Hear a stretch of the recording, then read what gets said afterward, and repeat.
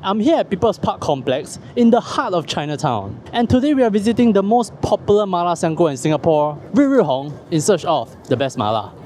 According to the history books, 日日红 is the first ever Mala Xiang Guo hawker in Singapore, setting up shop in 2013 at the start of the Mala Xiang Guo wave. They weren't, however, the first Mala Xiang Guo place. That will be One Piao Xiang from Food Republic. The story goes that Food Republic first noticed the gap here in Singapore and sent their chef to China to learn how to make Mala Xiang Guo, which I have to say, stop the cap. Objection!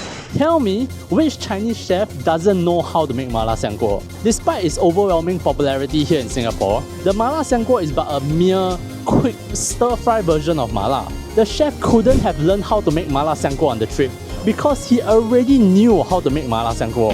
It's more likely that he was finessing the company for a free holiday, which, hey, you gotta respect the hustle. But anyway, after Mala Xiang Guo's arrival, it didn't take long for the dish to spread like absolute wildfire across the country, popping up in every hawker center you can find, firmly becoming the latest member of our hawker culture. And perhaps the most representative of this dish is 日日红. If I had $1 for every time I saw 日日红 on Instagram over the past decade, I wouldn't need to keep repeating myself asking you guys to like and subscribe. But I don't. So please, like and subscribe. The first Mala Xiang Guo of the series. Let's get it, guys. Hey, thanks for watching the video. If you enjoy the content, the best way to support me is what you are doing right now, giving me the video watch time. All of the reviews in this series are strictly unsponsored. If I don't pay for it, I won't talk about it, which means that I have to make money in other ways. Please consider joining as a member of the channel if you can afford to do so, or subscribe if you haven't already. Your support is much appreciated. And now back to the video. 吃的中辣，这边没有了啊，可以。这边豆腐皮啊，牛肉，有牛肚吗？牛肚。土豆，够了。青色、黄色。是的。中辣。中辣，对。11块，再来多一个麻婆豆腐。麻婆豆腐啊。好，谢谢。I forgot how popular 日日红 was, man. They have 5 outlets in this hawker center, and I didn't notice this the last time around, but 2 of their hawker centers are actually joined back to back. So as you come out of the MRT here, this is the first stall that you will see. It actually connects to the back where is the collection point. I have never seen anyone do this before in any hawker center. And I also forgot how cheap this mala is. A lot of the Gen Zs won't know, but Mala Xiang Guo used to be cheap. When it first came to Singapore, it was super affordable. But then I think they realized, Singaporeans like rich, sure they'll be very stingy with their own hawker food. Hokkien mee $5, very expensive.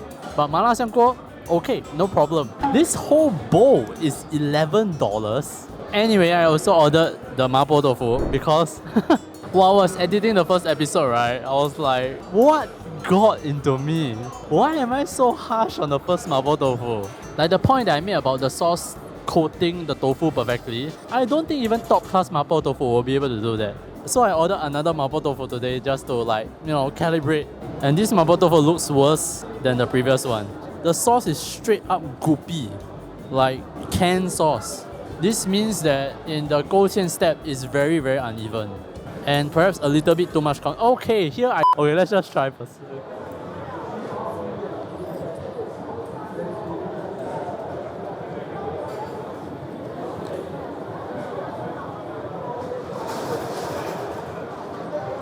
At least this time it's not bitter, but the sauce is very flat. This tastes like straight out of the can spicy doubanjiang. Very little 香味, very little 麻味. And the tofu that they're using is 老豆腐, which is tougher and has a stronger tofu taste. This gives them more allowance when making this dish, because the tofu is less likely to break, so you still have this very nice cube look. But personally for this dish, I like nan tofu more. I think it goes better when you do the sauce texture properly. And again, why isn't there meat? One reason why the sauce is so flat, right, is because there's no meat flavor. Normally they fry a little bit of beef to just borrow that beef fat flavor so that the dish is tastier. But there's none here. There's but some raw chopped garlic inside, which means that the garlic was not fried properly before going on to the next step. Not great. Let's move on to the Mala Xiang Guo.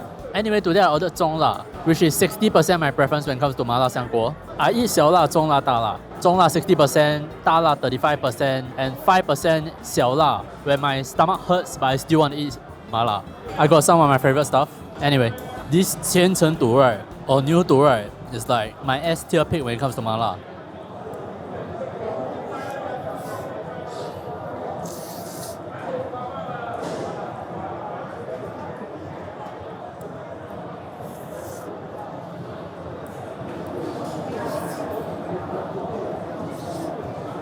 Wow, do I scrap this video? When I was younger, it really boggled me a little bit on how to differentiate a good Mala Xiang Guo from an average one. I thought about taste, but there is nothing much to differentiate the mala bases, at least at the level they use at the hawker center. Also, it took me an embarrassingly long time to realize this, but how your Mala Xiang Guo tastes also depends a lot on what you put in the Mala Xiang Guo. If you're gonna put instant noodles, veggies and potatoes, obviously it won't be as fragrant as one with rendered down beef fat, mutton fat, lard. So what you put it in matters a lot. But then when we go there, then it becomes not very fair to compare already. So the single most important factor I look for in my Mala Xiang Guo is doneness. You have these 20-30 ingredients, all with different cook times. How do you find the sweet spot amongst all of them? And in relation, how do you control your fire? For example, if your wok is not that hot, the potato slice won't get to caramelize, and you lose that very iconic roast potato fragrance. If your instant noodles are blanched a little bit too long, for those who don't know how to make Mala Xiang Guo, it's usually 2 steps. They will separate out the ingredients that needs to be blanched first. Normally it's like instant noodles, broccoli, root vegetables, and the ingredients that can instantly go into the pot, like tofu skin, your thinly sliced meats. So coming back to cooking, if you overcook your noodles and then cook them again in the wok, they will lose the bounce. They will become very, very soft and mushy. If you ever cook instant noodles before, you know what I'm saying. Hopefully you have. And to the more obvious stuff like the meats, if you leave it in the wok longer, it will toughen up and 变老. And as a bonus, the meat that I got today is also cut the wrong way. Remember I said cutting against the grain in the last episode? Here you can see that this is cut with the grain, so you can see every strand of fiber. But no matter how you cut it, if you overcook it, you overcook it. Cooking every ingredient perfectly is impossible, I would think, but it needs to be in a good medium. This is not a good medium. Perhaps the only thing that is cooked decently here is the 千层肚 or beef tripe. Spiciness is on the low side for 中辣, but I think it's still within an acceptable range. And ma wei, this one I really need you guys' help. I know Singaporeans don't like the ma wei, and because of that, all of the mala establishments are purposefully reducing their ma wei. But do I call it out? How can I judge a mala dish without talking about ma? I really, really love the ma, especially when you go da la, right? And then the ma wei sort of gaslights you into thinking it's not that spicy. One moment you're on fire, the other moment you're numb. Wow, it is very hard to describe that kind of satisfaction. I'm not sure if I have a single good thing to say. Even the oil is not enough. The noodles look dry. And I know oil gets a bad rap because of Health Promotion Board, but there are some dishes that you cannot do without oil. Mala Xiang Guo is one of them. It's just not nice. Wait, is there really nothing good I can say? Let me think about it. I'll see you at the cafe. We are now at Cake Spade, and I got myself an iced Americano. But maybe I should have went with something sweeter. Maybe that will help me think of good things to say. Anyway, recap. I didn't mention earlier, but their bowls are very nice. Like the plate with the Mala Tofu. I've been calling it Mapo Tofu, but it's actually Mala Tofu. The plate with the red circle, very appetizing. And the red日日红on the bowl itself, iconic.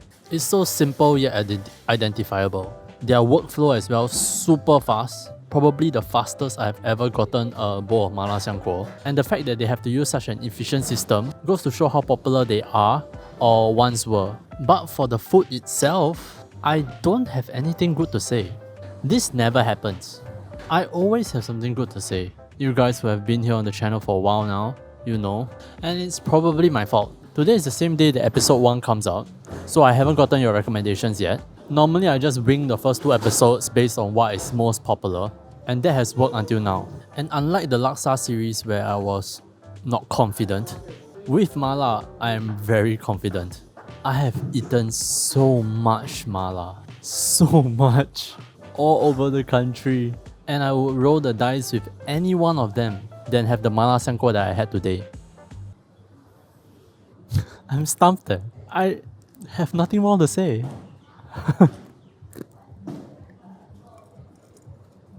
1 plate I'll walk for the mala, 2 plates I'll take a bus for the mala, and 3 plates I'll go anywhere in Singapore for the mala. And 日日红 is 0 plates. I don't know if I'll publish this video. The whole point of this series is to bring you guys good recommendations on a dish. This is not my purpose to like come here and be a negative Nancy, but to thrash an entire shoot is so tough.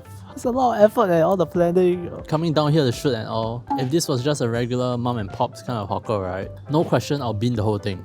But this is 日日红 eh. I don't know. I'll let future Eldrick worry about it. In the meantime, I'm very excited to see the places that you guys recommend tonight. And if you haven't already left your recommendation in episode 1, now will be a great time. But for now, that's all I have for you guys this time. I'll see you all in the next video. Bye!